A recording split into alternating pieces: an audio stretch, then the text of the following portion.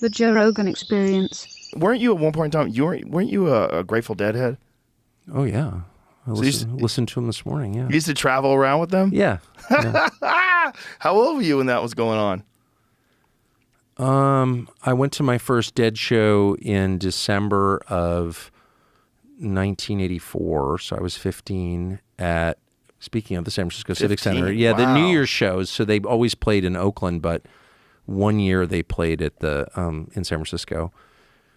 And so we were in Tahoe over Christmas, and for some reason my dad was gone. I don't really know where. So my brother and I drove illegally from Tahoe in the family vehicle to downtown San Francisco. How old was your brother? 13. So you drove? Or he drove? I drove. 15, you drove? Yeah. Wow. From Tahoe. So it was a couple hours. And I remember being on the freeway like, at 15. Well, we had a pretty different kind of childhood.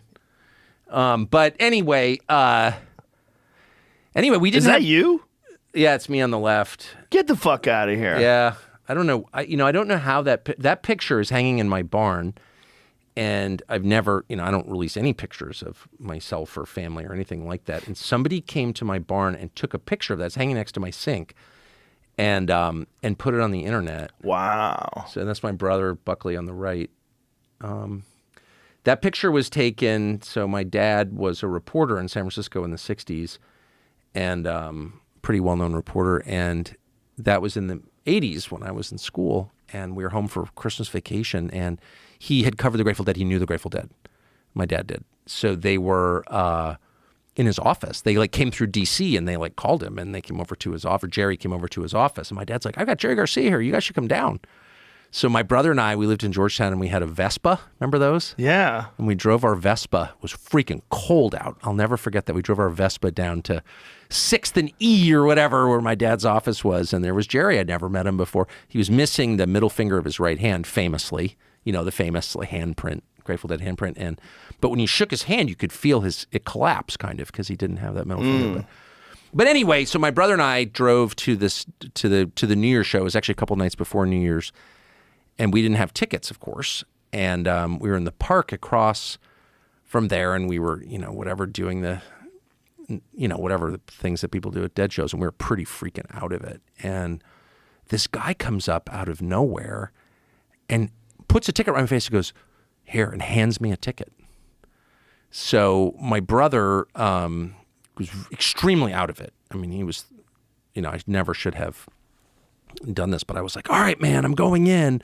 All right. And I left my little brother in the park during the show, just very, very impaired, super, super impaired. It was completely wrong to do something like that, but I did do it. And then I went in and saw the show, kind of freaked out in the middle of it, hid in the men's room for a while. I'll never forget that. Standing on the stall smoking cigarettes.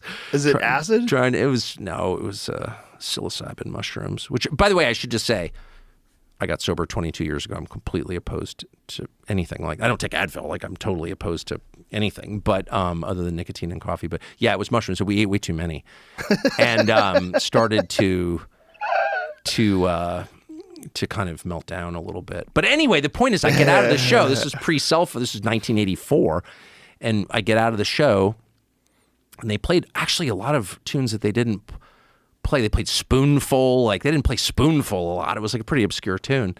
I'd never heard it before, actually. And I couldn't find my brother, my little brother. And I'm in charge, and my closest friend and lifelong friends. Talked to him this morning, and but I couldn't find him. And I was like, "Oh man, my brother's gone." But there he was. He appeared an hour later. He had spent the entire show in somebody's van parked there. But he seemed undamaged. And